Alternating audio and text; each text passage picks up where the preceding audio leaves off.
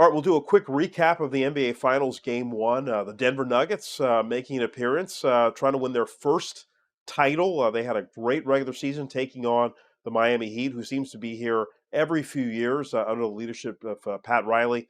Game 1 went to Denver. They had like 10 days to rest up. They won on their home floor.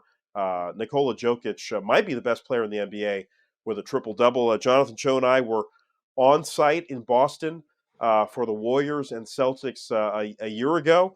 It's a little bit different. We're not going to be covering the finals in person. We have so many commitments, but it's always fun to be there. Jonathan, give us your perspective on this matchup and just generally the NBA this season.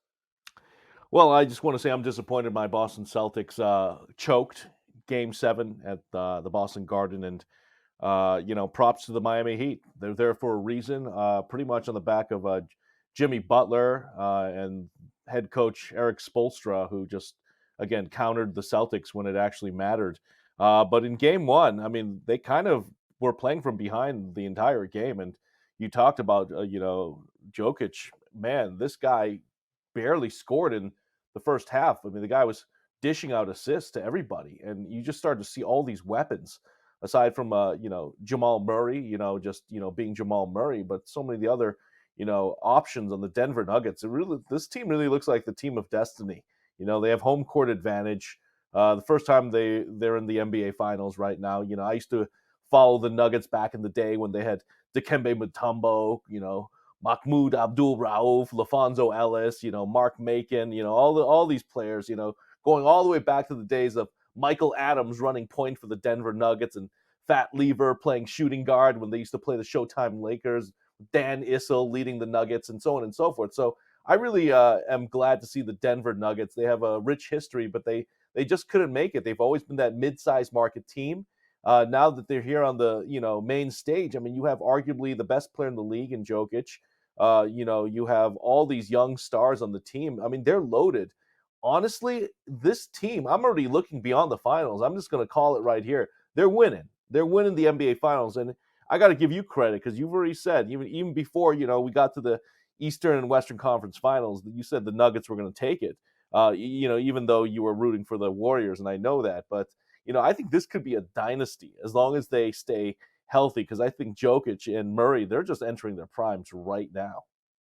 You're right. They're in their physical prime. I mean, the Warriors may have another run in them, one or two maybe, but the Nuggets are at the peak of their powers. Jokic is performing at a great level. I just wanted to share with everybody a quick clip from when Jonathan and I covered the Warriors Toronto Raptors finals back in 2019. A very memorable series for many reasons. Kevin Durant got injured, Klay Thompson got injured, and Kawhi Leonard won a title for the country of Canada. And Jonathan Cho decided to pose a question to Kawhi Leonard after one of the Toronto victories to say, well, listen in.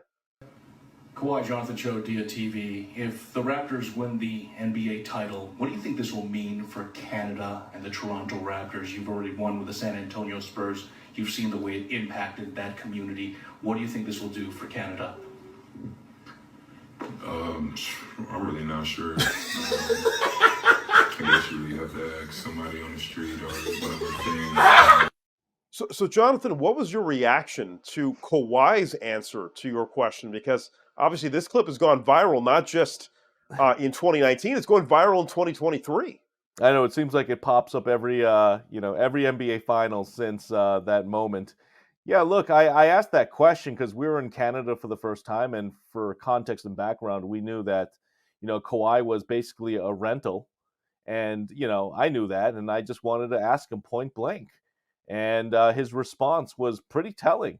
I think then and there, I think the people of Canada knew that they had to win now, and uh, he wasn't coming back.